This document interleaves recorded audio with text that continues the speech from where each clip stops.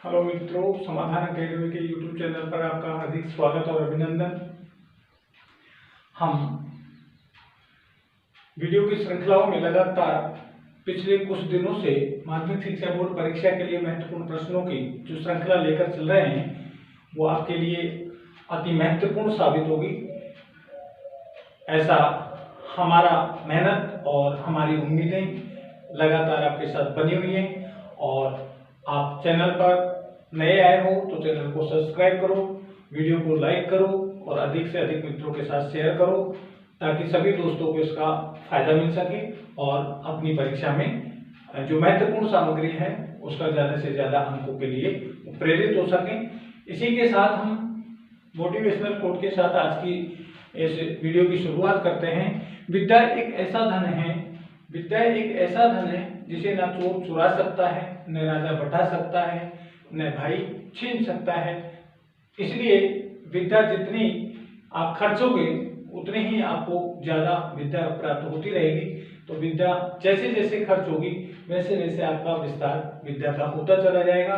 तो ये विद्या का इस मंदिर में आप जिन वीडियो के माध्यम से यहाँ अध्ययन कर रहे हैं उन वीडियो को ज्यादा से ज्यादा अपने दोस्तों के साथ में, विद्यार्थियों के साथ में, अपने सहपाठियों के साथ में शेयर कीजिए ताकि अधिक से अधिक छात्रों को इन महत्वपूर्ण जो प्रश्नों की जो श्रृंखला चल रही है, सीरियल जो चल रहा है, उसका अधिक से अधिक लाभ इन लोगों को मिल सके।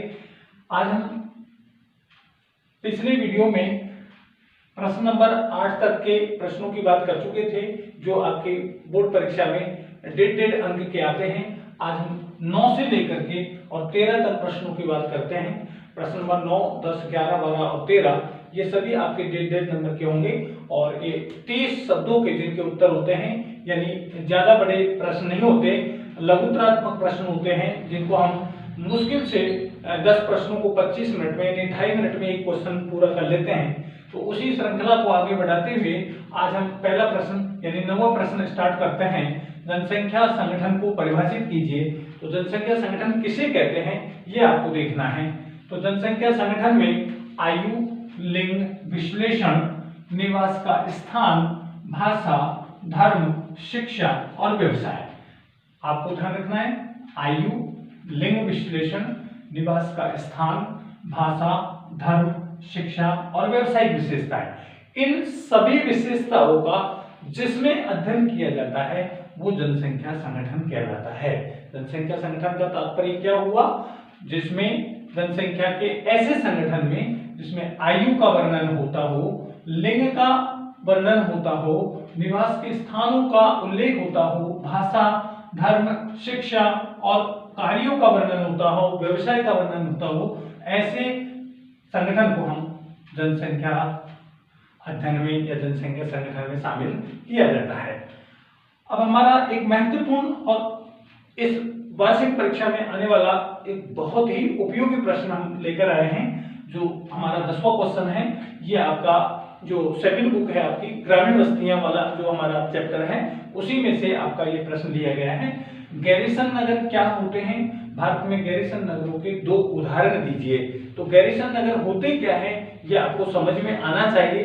तो गैरिसन नगर होते क्या हैं? ऐसे नगर जिनमें सेना संबंधी, अब आपको एक ही शब्द पर ध्यान देना है, ऐसे नगर जिनमें सेना संबंधी प्रशिक्षण दिया जाता हो, ट्रेनिंग सेंटर हो, सेना का अभ्यास किया जाता हो या सैन्य कार्यालय जहां स्थापित होते हो, या हम सभी को मिलाकर ये कह सकते हैं कि जहां सेना स्थायी रूप से निवास करती हो, ऐसे नगरों को हम क्या कहते हैं? गैरिसन नगर कहते हैं। गैरिसन नगर को यदि हम गैरिसन शब्द नहीं आए तो ऐसे नगरों को हम छावनी नगर भी कहते हैं। इन्हें अंग्रेजी में कैंट भी कहते हैं या कंटोनमेंट नगर भी कहा जाता है। हमसे पूछा गया भारत में गैरिसन नगरों के 2 उदाहरण दीजिए।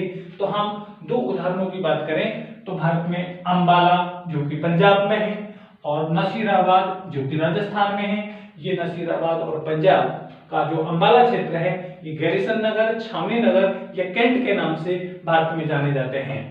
इसी प्रकार हम 11वें प्रश्न की बात करते हैं कि विकास प्रक्रिया के आधार पर भारतीय नगरों को कितने भागों में विभाजित किया जाता है? विकास प्रक्रिया के आधार पर आपको शब्द पर ध्यान देना है।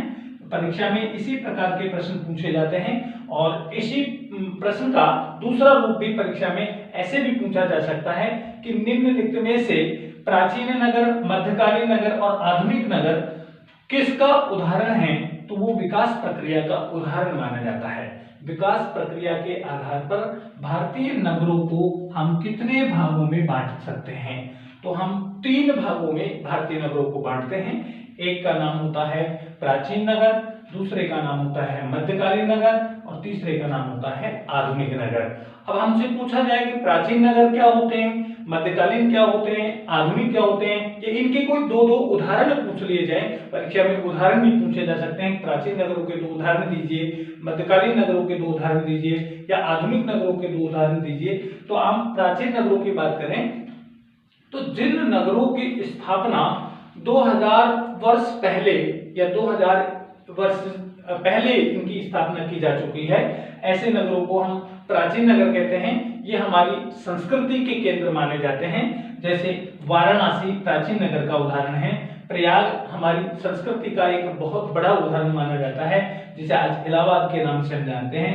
मदुरई भारत का एक प्राचीन नगर माना जाता है। और मध्यकालीन नगर कौन से होते हैं? जिनकी स्थापना मध्यकाल में किसी राजा के द्वारा की गई हो, या हम ये कह सकते हैं कि जिनकी स्थापना 1800 ईस्वी से पहले की जा चुकी हो, ऐसे नगरों को हम मध्यकालीन नगर कहते हैं। और इनमें या तो किसी राज्य की स्थापना के लिए कोई राजधानी बनाने का काम करते थे राजा महाराजा, या कोई खंडहरों को मिटा करके और उनका एक नए नगर की स्थापना किया करते थे।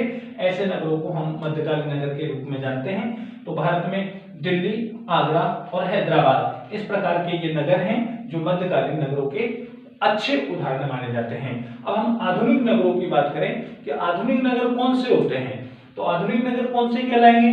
जिनकी स्थापना या तो ब्रिटिश काल के बाद में हुई हो या यूरोपीय यहाँ भारत में आ गए हों। तो भारत में यूरोपीय और ब्रिटिश आ जाने के बाद में जिन नगरों की स्थापना हुई हो, उन्हें हम आधुनिक नगर की श्रेणी में रखते हैं। जैसे चंडीगढ़ है, भुवनेश्वर है, या आधुनिक नगरों के श्रेष्ठ उदाहरण भारत में माने जाते हैं। तो मित्रों, आप ये जो श्रृंखला देख रहे हो, ये प्रश्नों की महत्वपूर्ण श्रृंखला है और इस श्रृंखला के माध्यम से आप अपनी परीक्षा की जो उपयोगी सामग्री है उसे बेहतर से बेहतर बनाने का प्रयास कर रहे हो। और मेरा विश्वास है कि आप इन वीडियो के माध्यम से अधिक अंक प्राप्त करने का प्रयास करोगे। और मैं ये कह सकता हूं कि 99% मेरा जहां तक मेहनत हो सकती है, मैंने ये प्रयास किया है कि एक महत्वपूर्ण प्रश्नों को आपको सामने लेकर आऊं और आपको ये नॉलेज हो, ज्ञान होना चाहिए कि हमारा 10वां प्रश्न कौन से चैप्टर से उठकर आएगा, 11वां प्रश्न कौन से चैप्टर से उठकर आएगा, 12वां प्रश्न कौन से चैप्टर से उठकर आएगा। तो इस प्रकार का ज्ञान आपको होने का मेरा एक उद्देश्य है कि आपको ये महसूस होना चाहिए, ये ज्ञान होना चाहिए, आपको ये आभास होना चाहिए कि हमारा 12वां क्वेश्चन जो उठकर आएगा वो कहां से आएगा, तो भारतीय कृषि से आएगा। और कृषि में हम शुष्क और आर्द्र कृषि में अंतरों की बात करते हैं। शुष्क कृषि क्या होती है और आर्द्र कृषि क्या होती है, उसका एक अंतर हम महसूस करते हैं, एक अंतर जान लेते हैं, क्योंकि आपको एक अंतर पूछा जाएगा। अंतर वाला प्रश्न भी आपका निश्चित रूप से पूछा जाता है, एक वर्गीकरण वाला प्रश्न भी आपका निश्चित रूप से पूछा जाता है। तो जिनकी उत्तर सीमा ज्यादा बड़ी नहीं होती है, 30 शब्दों के आसपास इनकी उत्तर सीमा होती है। तो हम शुष्क और आर्द्र का अर्थ समझते होंगे। शुष्क का मतलब है जहां पानी का अभाव हो, जहां जल की कमी हो, जहां वर्षा बिल्कुल कम मात्रा में होती हो, 75 सेंटीमीटर से कम बरसात होती हो, ऐसी खेती को हम शुष्क क्षेत्रों के रूप में या शुष्क कृषि के रूप में जानते हैं। और जहां 100 से ज्यादा बरसात होती हो, 100 सेंटीमीटर से अधिक बरसात हो या अधिक जल की आवश्यकता वाली फसलों को बोया जाता हो, ऐसी खेती को हम आर्द्र कृषि के नाम से जानते हैं। तो यहाँ शुष्क कृषि में शुष्कता सहन करने वाली फसलों को उगाया जाता है। शुष्क कृषि में शुष्कता सहन करने यानी सूखा सहन करने वाली जिन फसलों का हम उगाते हैं, उनमें कौन कौन सी फसलें शामिल हो सकती हैं।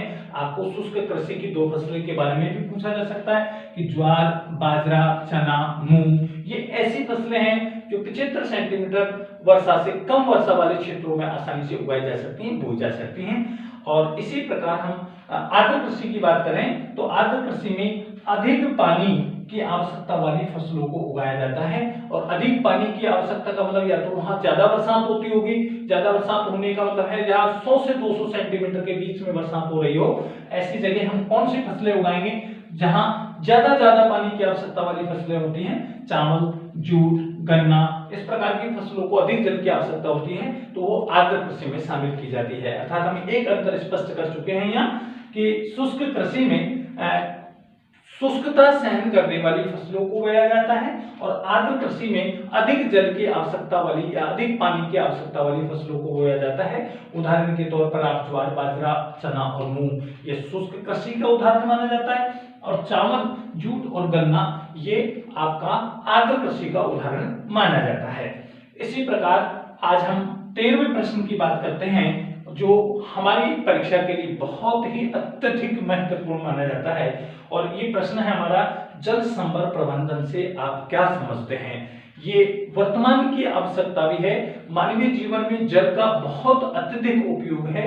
हम जल के बिना धीरे धीरे लाचार से होते जा रहे हैं। भारत के बहुत सारे जगह ऐसी हैं जहां पानी के अभाव से लोग त्रस्त हैं और फसलें धीरे धीरे नष्ट होती जा रही हैं, या हम ये कह सकते हैं पशुधन संसाधन वहां विहीन होता जा रहा है, या रेगिस्तान का विस्तार होता जा रहा है। तो जल के अभाव में इस प्रकार का कार्यक्रम भारत सरकार के द्वारा चला गया है। तो वो कार्यक्रम कौन सा है? जल संभर प्रबंधन। वो भारत सरकार के द्वारा कार्यक्रम है जल संभर प्रबंधन। तो आप इससे क्या समझते हैं? तो हम समझेंगे धरातलीय और भूमजल, धरातलीय और भूमजल इन संसाधनों का कुशलता पूर्वक प्रबंधन करना, कुशलता पूर्वक उनको रख रखाव करना, ये धरातलीय और भूमजल संसाधनों का कुशल प्रबंधन करना क्या कहलाता है? जल प्रबंधन कहलाता है। आपको परिभाषा भी याद रखनी है और इसका अर्थ भी यही होता है कि हमारे जो जल की कमी है, उस जल की कमी लगातार हम जल को खोते जा रहे हैं, चाहे वो भूम जल की बात करें, चाहे धरातलीय जल की बात करें, तो ऐसे जल का, चाहे वो भूम जल हो या वो धरातलीय जल हो, धरातलीय भूम जल किसी भी प्रकार का पानी क्यों न हो, उसका कुशलता से प्रयोग करना, उसका कुशलता से प्रबंधन करना, उसको सेव करना, उसको बचाना, ये जल प्रबंधन जल संभर प्रबंधन कहलाता है। और इसका मुख्य उद्देश्य क्या है? भारत सरकार का मुख्य उद्देश्य क्या है?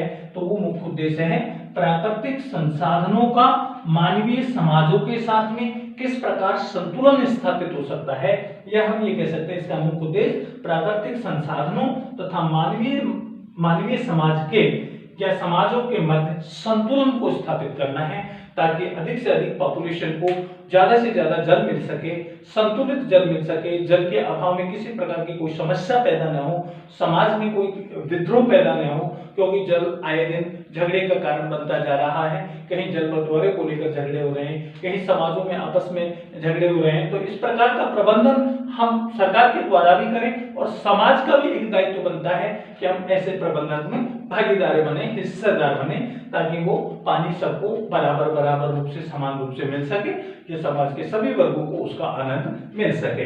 तो ये धरातलीय और भूमजल संसाधनों का कुशल प्रबंधन जल प्रबंधन कहलाता है। इसका मुख्य उद्देश्य प्राकृतिक संसाधनों और समाज के मध्य संतुलन स्थापित करना है। तो इस प्रकार हम प्रश्नों की श्रृंखला को आगे लेकर चल रहे हैं, जो हम 13 प्रश्नों तक आकर पहुंच गए हैं। हमने पिछले वीडियो में 10, 15, 20 वीडियो में पहले से हम चलते हुए आ रहे हैं। प्रश्न नंबर 1 से लेकर हम आज 14 प्रश्नों की ओर पहुंच चुके हैं। और मेरी उम्मीद है कि आपने यदि वीडियो नहीं देखे हैं तो आप डिस्क्रिप्शन में लिंक दिया हुआ है, उसको आप क्लिक कीजिए और क्लिक करके और पिछले वीडियो जो हमने डाले हैं, चाहे हम एक नंबर के प्रश्नों की बात करें, हम रिक्त स्थानों की बात करें, हम मिलान वाले प्रश्नों की बात करें, या हम यूं कह सकते हैं मानचित्र वाले प्रश्नों की बात करें, या हम ये 1.5 नंबर के प्रश्नों की बात करें, तो हम 1 से लेकर 14 प्रश्नों तक आकर आज यहाँ इस लास्ट वीडियो में यहाँ आ गए हैं। तो आपको ये वीडियो अच्छे लगे होंगे। उम्मीद है कि आप इनको सब्सक्राइब करेंगे और लाइक करेंगे तथा अपने मित्रों के साथ ज्यादा से ज्यादा शेयर करेंगे, और समाधान एकेडमी के YouTube चैनल पर नई से नई जानकारी, नई से नई वीडियो आपको तब मिलेगी, तब इसे आप सब्सक्राइब कर लेंगे। मेरे इसी वीडियो में अगले वीडियो में जब हम देखेंगे तो अगले वीडियो में आपको इससे नेक्स्ट वाले प्रश्नों की श्रृंखला हमें बड़े शानदार लेकर आऊंगा। तब तक के लिए आप स्वस्थ रहिए, मस्त रहिए, अपनी पढ़ाई में व्यस्त रहिए और अपने माँ बाप का नाम रोशन कीजिए और अपनी मेहनत को लगातार बरकरार रखिए। इसी के साथ जय हिंद, जय भारत।